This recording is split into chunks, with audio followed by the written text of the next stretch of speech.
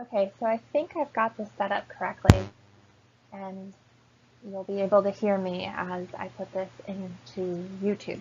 So I'm going to go and give you a really quick rundown on how to write objectives for this course. Right, so as you probably saw from Dr. Turner's slides and the other resources, what we're trying to do here, like the goal, is clearly tell students what they're supposed to be learning in the class. So, you know, when you've gone to class and you've sat through that class period and you have no idea what you were supposed to take away, this is supposed to prevent that. By having these, students will be able to, which is the SWABOT that you hear frequently, we clearly define what in the world you're supposed to understand and what level of mastery you're supposed to have for any given topic. Right, so basic overview, we talk about these things in behavioral terms, and I'm gonna talk to you very briefly about Bloom and Webb, but that's at the latter end of this presentation. Right, so we talk about learning outcomes, and you have these ideas about what you want to have happen during a lesson, and then you have your actual instruction and the assessment of what your instruction was, right? So that's sort of a two-way street. We talk about that with formative assessment. Your instruction is informed by the assessment. The assessment's informed by the instruction, but everything is coming out of what you're trying to do. What is your objective? What is the outcome you are looking for? And that's what's driving everything. That's why they tell you to think about this with the end in mind. So if you're designing a test, right, what we're thinking about first is the standard it comes from, or the benchmark. How do I then interpret that benchmark to instruction? How do I get students to master then this piece, right? So it's sort of like a process of thinking backwards, and that's how you really sort of need to think about this as we go forward. All right, so welcome to Objective Writing Bootcamp.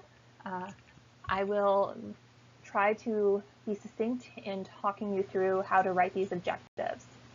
All right, so just a sort of general disclaimer, some of my students have come to me in the past and had some conflicts with the way our classes and classroom assessment from the Ed Psych department think of objectives.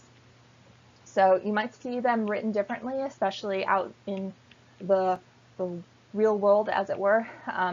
But what we're asking you to do in this class, right? So for the grade, you need to do these three things, right? You have to have an objective that has a condition. We'll be talking about all three of these elements in depth in just a second, but it has to have a condition, it has to have a measurable and observable behavior, and it has to have a criterion statement. So in your textbook, you're going to see that as being referred to as a learning target, but they mean the same thing. So let's talk about these things, right? Oh, well, there you go. There. All three of them, we're going to be talking about measurable and observable behaviors first. Right, so what we're trying to, I guess I put this slide out of order, but let me talk about it since it's here. There's a distinct difference between an outcome and activity. The activity is going to lead you to the outcome, but the outcome is what you're actually expecting to see at the end. So after the end of the day, after the end of the unit, what would you expect to see as your students master something? How would you see mastery? What does it look like? Whereas the activity is all the sorts of projects you would have them do along the way so that they get to that point. So it's a distinction, and it might come up, and I know students have sort of struggled with it in the past. Right, so for an objective, right, after covering the unit on Newton's 3 laws of motion, students will be able to explain the laws with 100% accuracy. So here you have your criterion, your objective, the measurable, observable behavior, and a criterion for accuracy. So your stating condition, after covering the unit, I state that after after this condition. So after covering the unit is my condition, my stating condition. My students will be able to explain, right? So that is my measurable and observable behavior. And my criterion for success, 100% accuracy. So those are the three components that you're going to be needing to have. And we're going to break them down after another example, but I just wanted to sort of break apart what you're seeing on the screen. And then, as you can see, if that's the objective, then the actual activity is to actually, have students work on this in class, right? So you would have then a question about these laws of motion. So if you wanted to have this test question, right, you have to be working backwards, right? So another example, I wrote this one up. After learning Bloom's taxonomy, you should be able to write 4 objectives using Bloom's verbs with 100% accuracy. We get pretty close to that by the end of this unit, so I feel pretty confident in that one. All right, moving on. All right. So stating condition, right? This is whatever is relevant, associated to the performance you want to have happen. So frequently the easy out, as it were, is after a lecture on something, or after attending a museum exhibit, or something physical, like given a calculator, right? So given a compass, given any sort of actual tool, you will be able to do blank. So that being said, I am aware that it is not always natural to write a stating condition. And I get that.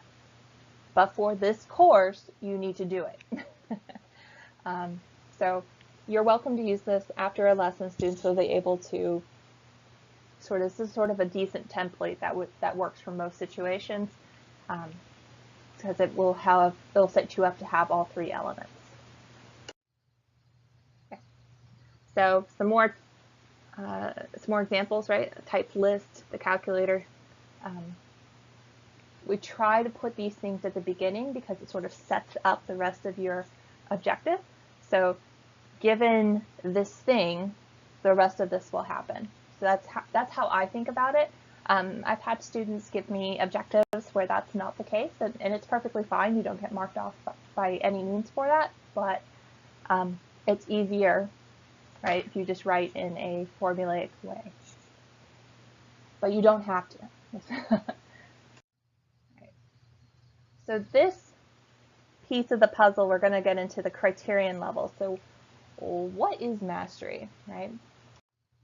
Okay, so what are you willing to accept as mastery of the activity?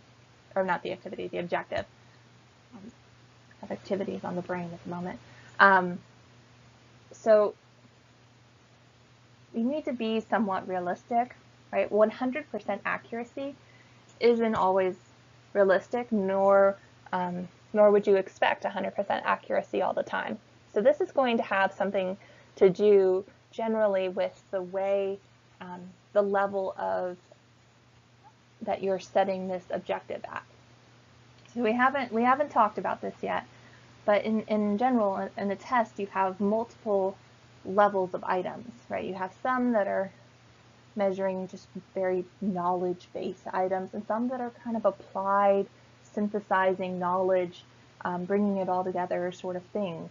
And so you might expect 100% mastery out of the knowledge level of things. That might be a legitimate thing. Generally, I see that you either have 100% accuracy when it's an extreme thing that students have to master this before they can move on.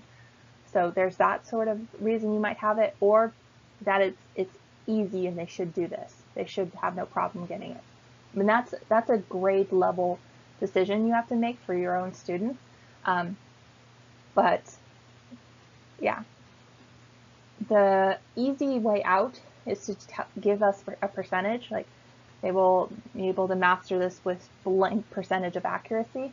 But I've had students do all sorts of ways of measuring this criteria, that you have, they're be able to name, 16 of the presidents or something. Like there have been cases where that sort of criterion for success made sense. But that's generally a grade level decision again. So I hope that clears that up somewhat, I hope. So you can, like, if you had a vocabulary list, it was an entire page, you might expect that only like 75% of the words would really be retained, and maybe 75% is in your criterion for mastering. Right? That's good enough. So something to think about. Okay, so here are some of the examples. I'm not going to read them to you, but these are some things you can really think about when you're using criterion levels. So yes, how well the behavior is being performed. So you can use all, right? You don't have to give me 100%, right? You could say all. All is a legitimate amount. I can transform that into a number and know exactly how you're going to measure success. Okay, so here's part 3. This was part of that first section, right? The measurable and observable behavior. This is the most tricky piece, in my personal opinion. Like I believe this to be the most tricky piece. We generally associate these with a process, so listing, defining, applying, identifying, something that's observable. And we frequently use Bloom's taxonomy for this, or depth of knowledge. So Florida uses depth of knowledge, and I'm going to be covering that right after I go through Bloom. And I'm just really high level going through Bloom. There is more in the Blackboard site. Okay, so here are the levels of Bloom. You go from remembering to creating. Remembering is the easiest level. It's very base level. Creating is very difficult. It is unlikely that you will touch on creating in our TPD project because that's a very, like I said, high level. It takes a lot of time, and there's generally not enough time on a test to actually get to the creating part. And I say a test because TPD, test plan and development is the construction of a test, not a performance. So creating goes really well for performance behaviors, which we're going to talk about several weeks from now. But so save that, set it aside for then. Right now, we're probably only going to go from remembering to maybe evaluating, more around analyzing, which are things that you can actually do on a test. Now, here's something to keep in mind.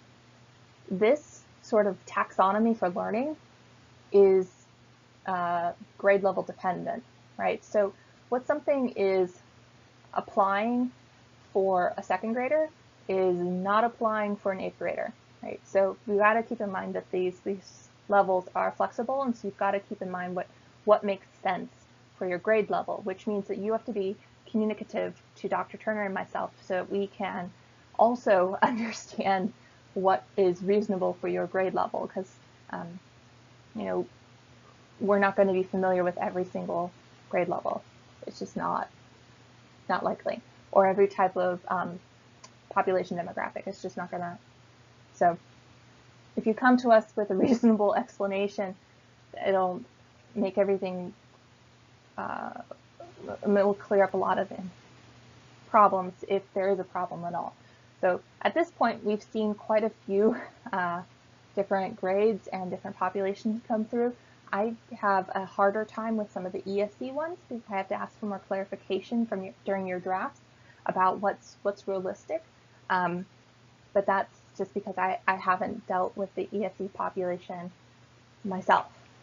So I only know from students what would be realistic to expect. So if you get a comment like from me on your drafts of your objectives, then please know that's where I'm coming from, that I just don't have enough background knowledge in that for that, that population. So another good thing to know, there's an old version versus the new version of Bloom. The old version has evaluation and then synthesis, whereas the new version has creating and then evaluating. And you also notice there's a ing, they inged everything. They made it all in sort of an action-based thing. Okay. So as I sort of referenced already, you go from lower to higher order learning with creating. And I think for the most part, most of our tests, like I said, they really hit on remembering, understanding, applying, analyzing. Occasionally, you'll skip over analyzing, hit evaluating instead, right? So it sort of depends on what you're trying to hit. So I'm not going to go through this one with you, but I thought it was worthwhile to have it up here. I don't believe it's in Dr. Turner's slides, so I thought it might be useful to you anyway. Some advice.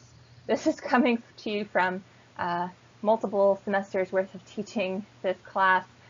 Please don't try to memorize the list. So if you see in Blackboard, there's a big long list of the Bloom's words.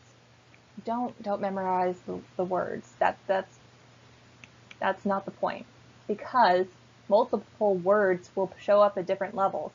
So like matching will be in remembering and in understanding. So don't count on the word itself to give away the level. It's more about the whole objective and what you've got planned insofar as what level it's going to be for. All right, so the complexity, as I'm saying up there on the screen. So there's distinctly a difference between explaining from an understanding level and explaining from an analyzing level. So I think that's a better distinction. There's going to be more required from you, right? So it's going to be what the objective requires. Okay. And then about your project that's going to be coming up, the complexity builds, right? So the idea that you have to do remembering and understanding and applying or analyzing and evaluating, you're going with the highest level, right? So don't tell me that you are remembering, understanding, evaluating all on the same objective, right? You're evaluating. By default, if you're evaluating, you're already doing the rest.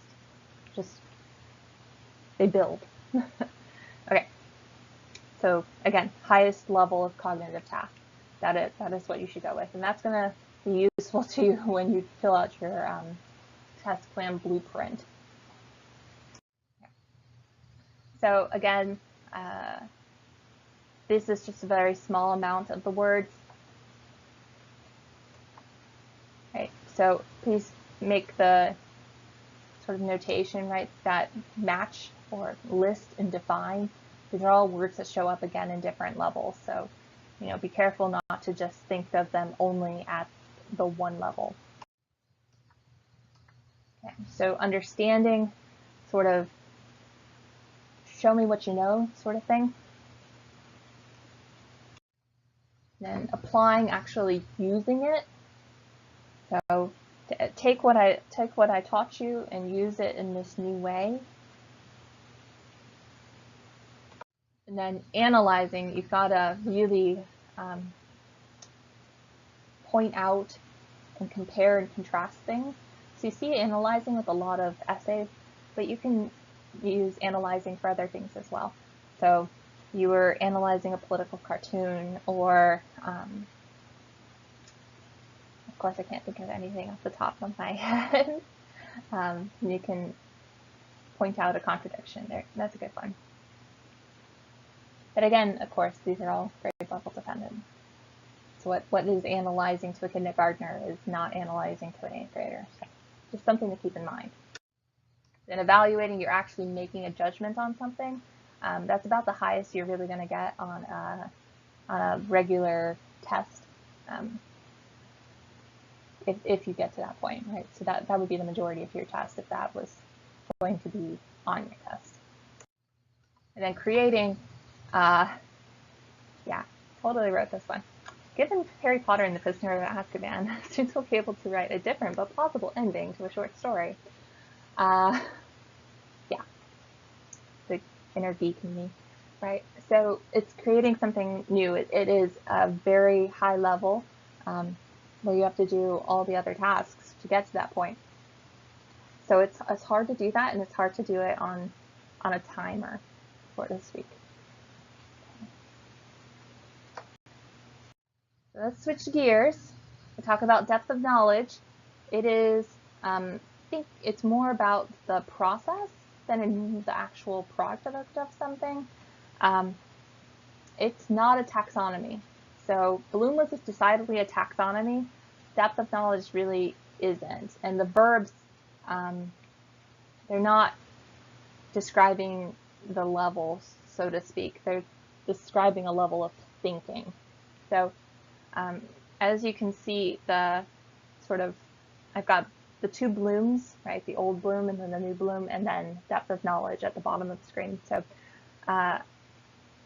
it's a rough approximation to think that extended thinking is both evaluating, creating, or strategic thinking is just analyzing. They're not just anything. It's hard to really say that those are equivalent at all. Okay, yes. Yeah, depth of knowledge is not just Bloom's taxonomy in a circle. Okay, so the circle, right? So here's where Webb's depth of knowledge. You've got the 4 different levels: recall, skill and concept, strategic thinking, and extended thinking.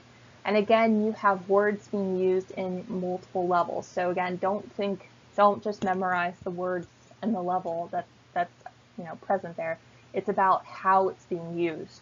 Okay, so you're actually